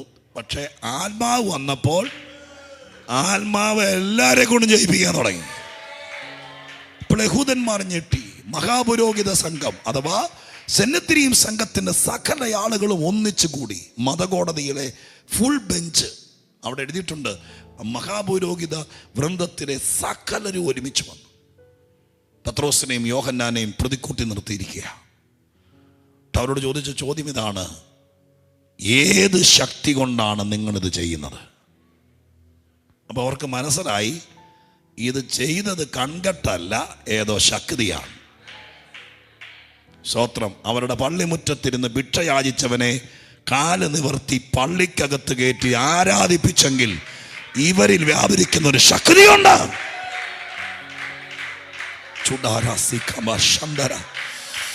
നന്ദി യേശുവേ, നന്ദി പരിശുദ്ധാത്മാവേ. ആ ശക്തിയാണ് ഇന്നും അത്ഭുതം ചെയ്യുന്നത്. ആ ശക്തിയാണ് ഇന്ന് സഭയെ വളർത്തുന്നത്. Jesus, hallelujah. കർത്താവിന് മഹത്വം. ദൈവശക്തിക്കായി സ്തോത്രം. നിങ്ങൾ കേട്ടെ, പെട്ടെന്ന് ചോദ്യം വന്ന മാത്രയിൽ അവിടെ നമ്മൾ വായിച്ചു 8-ാം വാക്യത്തിൽ പത്രോസ് അഥവാ പ്രതിയായി നിൽക്കുന്ന, കുറ്റവാളിയായി കൊണ്ട് നിർത്തിയിരിക്കുന്ന കോടതി മുറിക്കകത്ത് ജഡ്ജിമാരുടെ മുമ്പിൽ വെച്ച് പത്രോസ് പരിശുദ്ധാത്മാവ് നിറഞ്ഞവനായി. 2-ാം അധ്യായത്തിനകത്ത് നിറയാൻ പത്രോസ് ഉണ്ടായിരുന്നല്ലോ. 2-ൽ നിറഞ്ഞ പുള്ളിയാണ്. പുള്ളി 4-ൽ പിന്നെ നിറഞ്ഞു. ഫാദർ റബല സകന ശബന ഹഡഗജല സിഖേനി.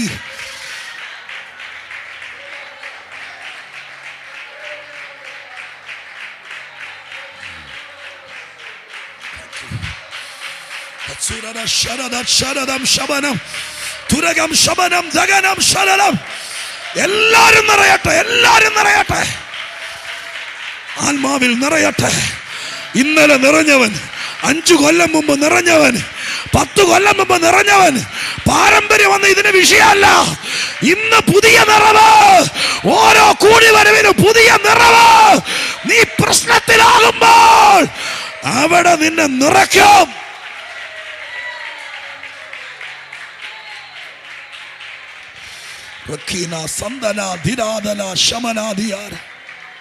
ഹല്ലേലൂയ. അപ്പൊ ആരും പറയാതെ കോടതിക്കകത്ത് വെച്ച് നിറഞ്ഞു. എവിടെ വെച്ചാണെങ്കിലും, പരീക്ഷാ ഹാളിൽ വെച്ച് ദൈവം നിറയ്ക്കുവാണെങ്കിലും ഓർത്തു നോക്കി. ഇന്റർവ്യൂ ബോർഡിന്റെ മുമ്പിൽ വെച്ച് ഓർത്തു, എവിടെ വെച്ചു ആത്മാവ് നിറയ്ക്കുന്നു, എവിടെ വെച്ച് നിറയ്ക്കും. നിറഞ്ഞതോടുകൂടി കോടതി ഞെട്ടിപ്പോയി. സ്തോത്രം. പിന്നെ പറഞ്ഞത് പത്രോസല്ല, പിന്നെ ബാക്കി ഭാഗം നോക്കി. പിന്നെ അതിന്റെ അനന്തര ഫലം എഴുതിയത് ഇങ്ങനെയാണ്: അവർക്ക് കോടതിക്ക് എന്താ ചെയ്യണ്ടെന്ന് അറിയാതെയായി. അധികാരമുണ്ട്, പക്ഷെ ചലിക്കാൻ പറ്റാതെയായി. ഓ, ദൈവം പറയുന്നു, കോടതിക്ക് അധികാരമുണ്ട്, മഹാപുരോഹിതന് അധികാരമുണ്ട്, പക്ഷെ ആത്മാവ് നിറയ്ക്കാൻ തുടങ്ങിയപ്പോൾ അവർക്ക് പിന്നെ ഒന്നും ചെയ്യാൻ പറ്റാതെയായ. അതുപോലത്തെ ഒരു മൂവ്മെന്റ് ഉണ്ടാകണം, ഒരു മൂവ്മെന്റ് ഉണ്ടാകണം ഇന്ത്യയിൽ, അവിടെ ഇവിടെയായി. അങ്ങനെ ഒരു മൂവ്മെന്റ് ഉണ്ടാകണം. നിറയുന്നവരെ എന്റെ ദൈവം ഉയർത്തിക്കൊണ്ടുവരണം.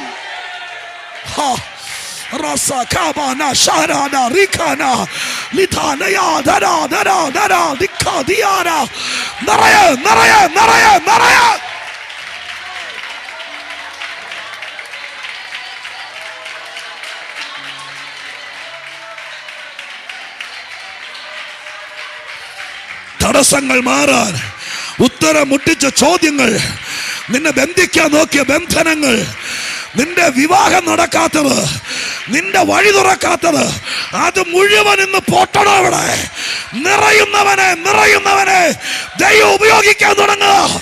അവന്റെ ഭാവി തെളിഞ്ഞു വരികയോ, അവന്റെ ശുശ്രൂഷ തെളിഞ്ഞു വരികയോ, ഇവിടെ തീർക്കുമെന്ന് പറയുന്ന വെല്ലുവിളികളുടെ മേൽ യേശുവിന്റെ നാമത്തിൽ ജയം, നിറവിൽ ജയം.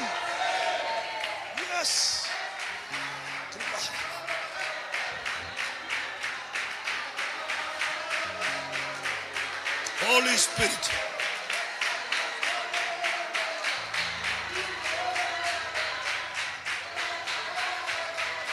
Dudalara kambalada shabadagadam powdaladam taladam ramsadagam samdalada turabala chibalagada sikana satare tulabala baraba samdalaragada tashamanam raganam darayam shaganam proudam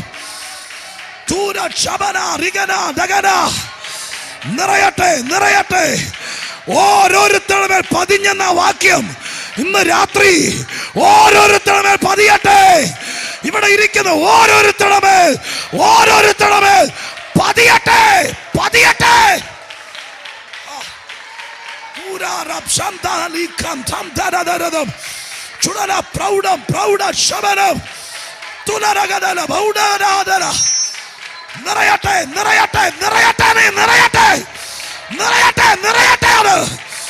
ദൈവം നിറയ്ക്കട്ടെ.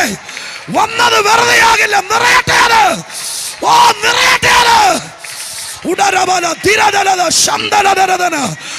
കാര്യം സാധിക്കാൻ, തടസ്സങ്ങൾ മാറാൻ, കരിങ്കൽ ഭിത്തികൾ ഇടിയുന്നത് പോലെ ദൈവം നിറച്ചു വിടട്ടെ.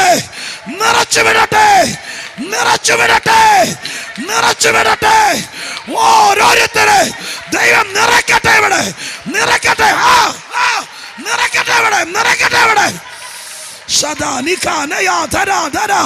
നിനക്ക് പുതിയതൊന്ന് ചെയ്യാനുണ്ട്. പരിശുദ്ധാത്മാവിനാൽ മാത്രം, പരിശുദ്ധാത്മാവിന്റെ നിറവ് കൊണ്ട് ചില കോട്ടകൾ ഇടിക്കാനുണ്ട്. ഇടിയട്ടെയാള്.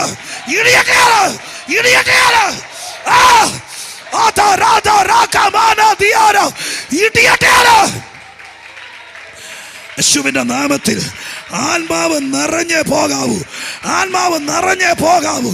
പരിശുദ്ധാത്മാവ് നിറയട്ടെ. സകല ബാധകളും അതിന്റെ ദുരിതങ്ങളും ഇന്ന് രാത്രി നിറഞ്ഞവർക്കായി വലിയവ ചെയ്യാൻ ചെയ്തു പോകുന്നതല്ല, ദൈവാത്മാവ് കണ്ടത് ചെയ്യാൻ ഇന്ന് രാത്രി പുതിയൊരു നിറവ്.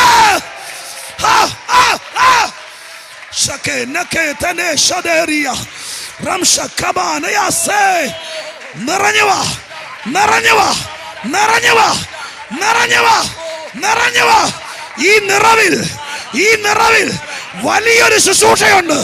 ഈ നിറവിൽ വലിയൊരു കയറ്റമുണ്ട്.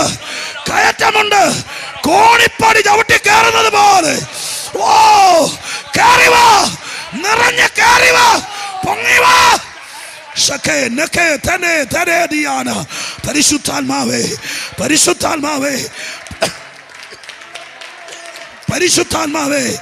കാര്യം നടത്തട്ടെ. ദൈവം ചില കാര്യം നിന്റെ മേൽ ചില കാര്യം ദൈവത്തിന് നടത്താനുണ്ട്. അതിന്റെ നിറവിന്ന് രാത്രി വരട്ടെ.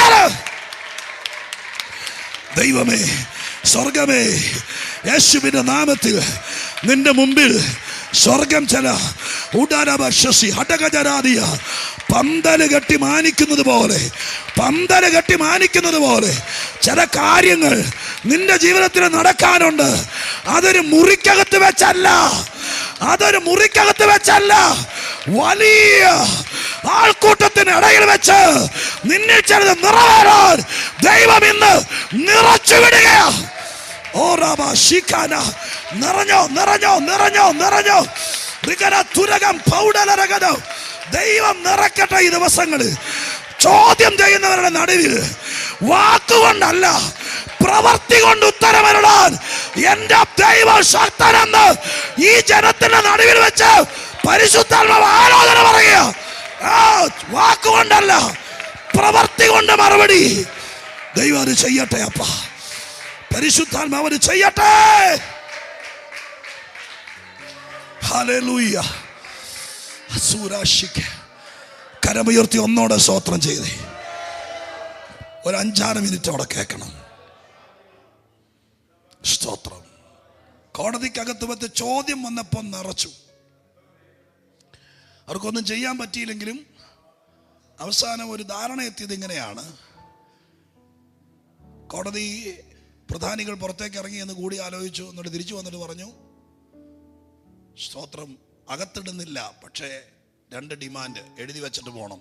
ഒന്ന്, ഈ നാമത്തിൽ മേലിൽ ഈ പട്ടണത്തിൽ മിണ്ടിപ്പോകരുത്. ഏത്? യേശുവിൻ്റെ നാമത്തിൽ. 2, ഈ ശക്തി മേലിൽ ഉപയോഗിക്കരുത്. ഇത് രണ്ടും ഇല്ലെങ്കിൽ പിന്നെ എന്നാ സാവ? സ്തോത്രം. മനസ്സിലായി? പരിശുദ്ധാത്മാവിനെ ഉപയോഗിക്കുകയും ചെയ്യരുത്, യേശുവിൻ്റെ നാമം മിണ്ടുകയും ചെയ്യരുത്. ഞാനൊരു കാര്യം കണ്ണ് തുറക്കാൻ വേണ്ടി പറയാം.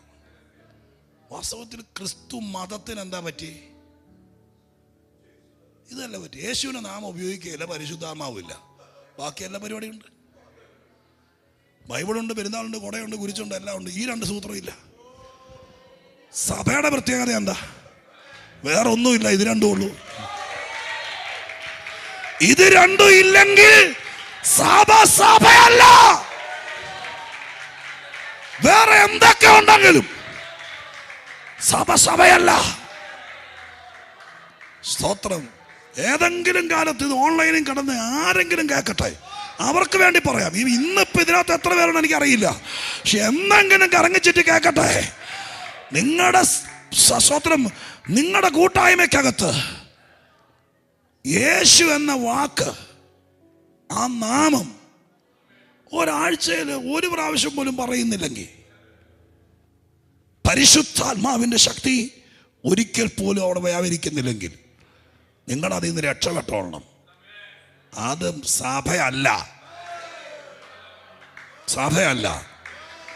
1-ാം നൂറ്റാണ്ടിൽ സഭയുടെ മുളയെടുത്തു വരുന്ന സമയത്ത് അന്ന് കയറി പൂട്ടാൻ നോക്കിയതാണ് മതകോടതി. യഹൂദനെ കയ്യിലെടുത്തോണ്ട് സാത്താൻ പറഞ്ഞു, അവർ ഈ നാട്ടിൽ കൂടെ നടന്നോട്ടെ, അതിനൊന്നും നമുക്ക് പണക്കമില്ല, അവർ യോഗം നടത്തിക്കോട്ടെ, പക്ഷെ യേശുവിൻ്റെ നാമവും പരിശുദ്ധാത്മാവും മാത്രം ഉപയോഗിക്കരുതെന്ന് പറഞ്ഞേക്കാൻ പറഞ്ഞു. അത് പറഞ്ഞു. പക്ഷെ അവിടെ വെച്ചൊന്നും പറയാൻ പറ്റാത്തതിൻ്റെ പേരിൽ പത്രോസ് യോഹന്നാൻ അത് കേട്ടിട്ട് തിരിച്ചിങ്ങ് വന്നു. തിരിച്ചു വന്നിട്ട് നേരെ വീട്ടിൽ പോയില്ല.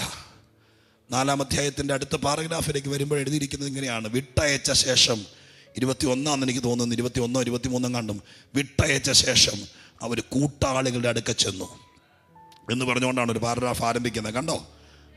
ഏതാ വാക്യം? 23-ാം വാക്യം ആരംഭിക്കുക. അവർ വിട്ടയച്ചു, കൊന്നില്ല, അകത്തിട്ടില്ല, വിട്ടയച്ചു, എഴുതി വെച്ചിട്ട് പൊക്കളാൻ പറഞ്ഞു. അവിടെ വെച്ച് അവർ മിണ്ടിയിൽ അങ്ങ് പോകുന്നു. കൂട്ടാളികളുടെ അടുക്ക ചെന്നിട്ട് പറഞ്ഞു, അവരോട് ചെയ്തതും പറഞ്ഞതെല്ലാം പറഞ്ഞു. അപ്പൊ അവരെല്ലാം കൂടി ആദ്യം എന്ത് ചെയ്തു? ഒരുമനപ്പെട്ടിട്ട് ആദ്യം ഇത് കേട്ടപ്പോ എല്ലാരും നിലവിളിച്ചു. നിലവിളിക്കാൻ കാരണം എന്താ? ഇത് 2 ഇല്ലെങ്കിൽ പിന്നെ നമ്മൾ എന്തിനാ ഇവിടെ നിൽക്കുന്നത്? അതുകൊണ്ട് അവർ നിലവിളിച്ചു. കുറച്ചു നേരം നിലവിളിച്ചു. പക്ഷെ അവർക്ക് മനസ്സിലായി, നിലവിളിച്ചത് കൊണ്ട് പ്രശ്നം പരിഹരിക്കപ്പെടുകയില്ല. ഞാൻ നിങ്ങളോടും പറയാം, നിങ്ങൾക്കൊരു വിഷയം ഉണ്ടെങ്കിൽ നിങ്ങൾ കുറേ നേരം നിലവിളിച്ചുകൊണ്ട് പ്രശ്നം പരിഹരിക്കപ്പെടുകയില്ല.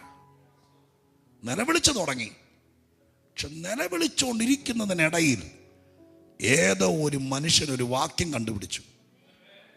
ആ വാക്യം അവിടെ കൊട്ടേഷനകത്ത് ഇട്ടിരിക്കുന്നത്, ജാതികൾ കലഹിക്കുന്നതും വംശങ്ങൾ വ്യർത്ഥമായത് നിരൂപിക്കുന്നതും എന്ത് പിന്നെ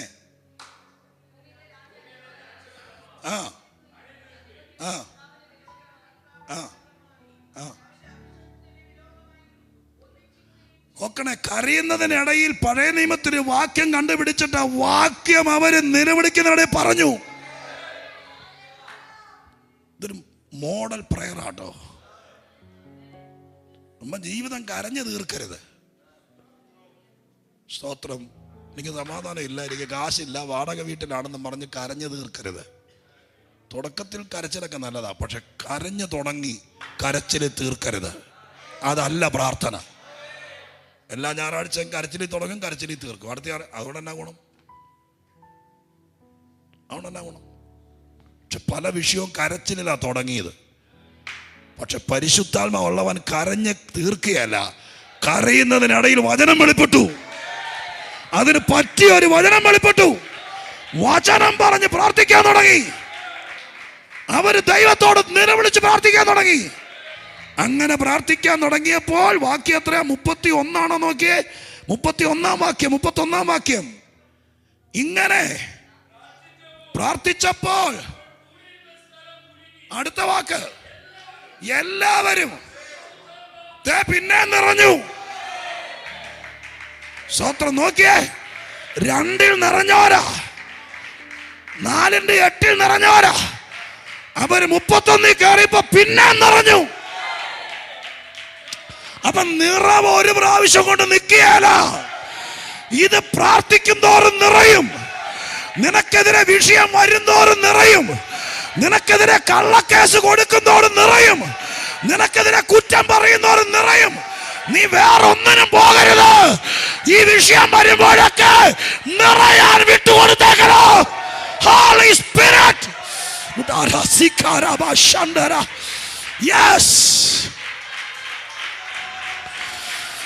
ഇവിടെ നിൽക്കുകയല്ല ഇത്. 21 കൊണ്ട് നിൽക്കുകയല്ല. ഇനിയും നിങ്ങൾ ഇരിക്കേണ്ട വരും. നിറയാൻ തുടങ്ങി. ഇത് നിൽക്കുകയല്ല. ഇത് വലിയ കൂട്ടത്തെ കൊലയോടെ പറിച്ചെടുക്കുന്നത് പോലെ വേരോടെ പറിച്ചെടുക്കാൻ ദൈവാത്മാവ് ആത്മപ്രേരണ തരികയോ. സുഖാന ശഖാന ശംദര റിബനദര ഹഡഗജന സത്തേരിയ ഷഗേനിയ സംദലരഗജന ഭൗഡാദലചസ്. യെസ്. ധീരദല ശമനാരക ശംദലരക ശംദലരക. നന്ദി രാജാവേ, നന്ദി കർത്താവേ, നന്ദി കർത്താവേ. വ്യാപരിക്കട്ടെ, ശക്തിയോടെ വ്യാപരിക്കട്ടെ, ദൈവശക്തിയോടെ വ്യാപരിക്കട്ടെ, നിറയട്ടെ. എല്ലാ പാത്രങ്ങളും നിറയട്ടെ, എല്ലാ ദൈവമക്കളും നിറയട്ടെ. പരിശുദ്ധാത്മാവിനാൽ ഇടിച്ചെടുത്ത തെളിഞ്ഞ ഒലിവെണ്ണയാൽ നിലവിളക്ക് മുങ്ങുന്നത് പോലെ നിറയുന്നത് പോലെ ഇന്നിവിടെ നിറയട്ടെ.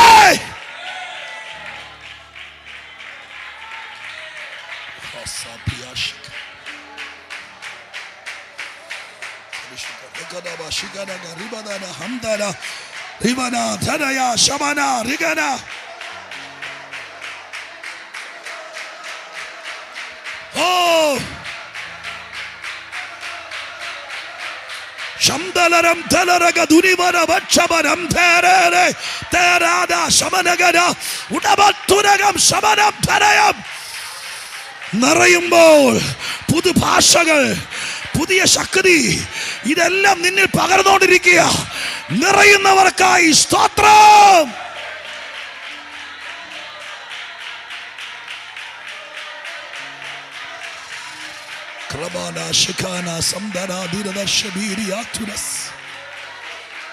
സ്തോത്രം ചെയ്യും.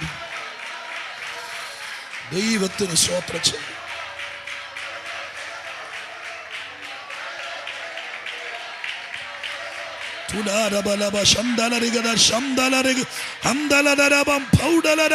തീരതലക്ഷമനം താരേ.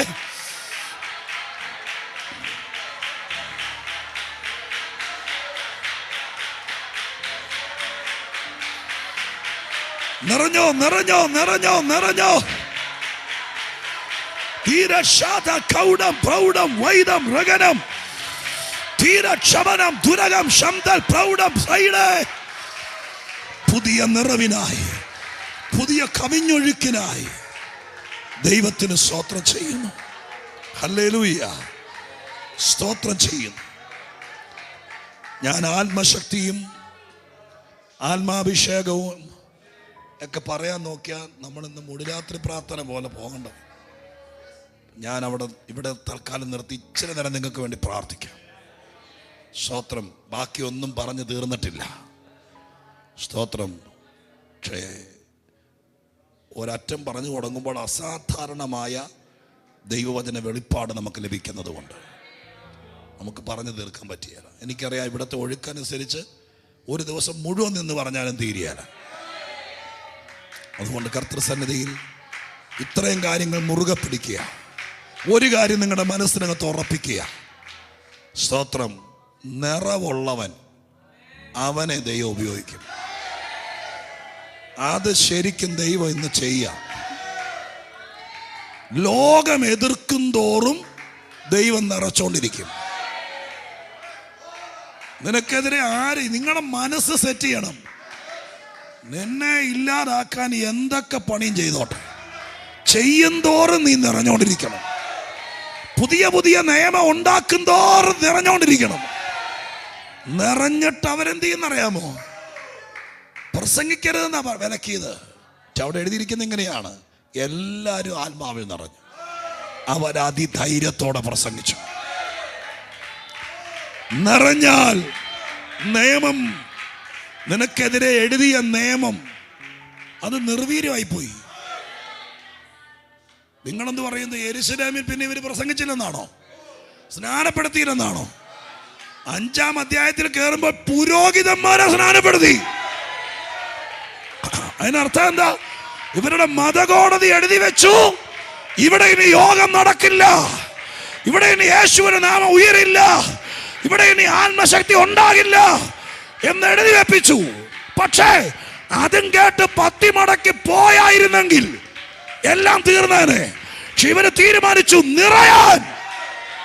നിറയാൻ തീരുമാനിച്ചപ്പോൾ നിയമമുണ്ടാക്കിയവന്റെ പാളയത്തിൽ നിന്ന് പുരോഹിതനെ ദൈവം സ്നാനപ്പെടുത്താൻ ഇറക്കി. ഞാൻ പറഞ്ഞു നിർത്താം. വിരോധമായി നിൽക്കുന്ന പാളയത്തിൽ നിന്ന് സ്വർഗം ആളെ ഇറക്കും. യേശുവിന്റെ നാമത്തിന് വിരോധമായി, പരിശുദ്ധാത്മ പ്രവർത്തനത്തിന് വിരോധമായി, സഭയുടെ പ്രവർത്തനത്തിന് വിരോധമായി ഈ പട്ടണത്തിൽ എവിടാണോ അവിടെ നിന്ന്, അതിനകത്തു നിന്ന് ദൈവം ചിലരെ, സാധാരണക്കാരെയല്ല, അതിന്റെ ആചാര്യന്മാരെ ദൈവം പുറത്തിറക്കും. ദൈവം കൊണ്ടുവരും. അവരെ ഇതിനകത്തിരുത്തി അന്യഭാഷ പറയിപ്പിക്കും. അവരെ ഇതിനകത്തിരുത്തി കർത്തൃമേശ എടുപ്പിക്കും. അപ്പാ പിതാവേ, സ്വർഗ്ഗം ചെയ്യും. നിറഞ്ഞാൽ കളി മാറും. ദൈവസഭ ഏതൊക്കെ കാലത്ത് നിറഞ്ഞിട്ടുണ്ടോ അന്നല്ല പിശാച് തോറ്റിട്ടുണ്ട്.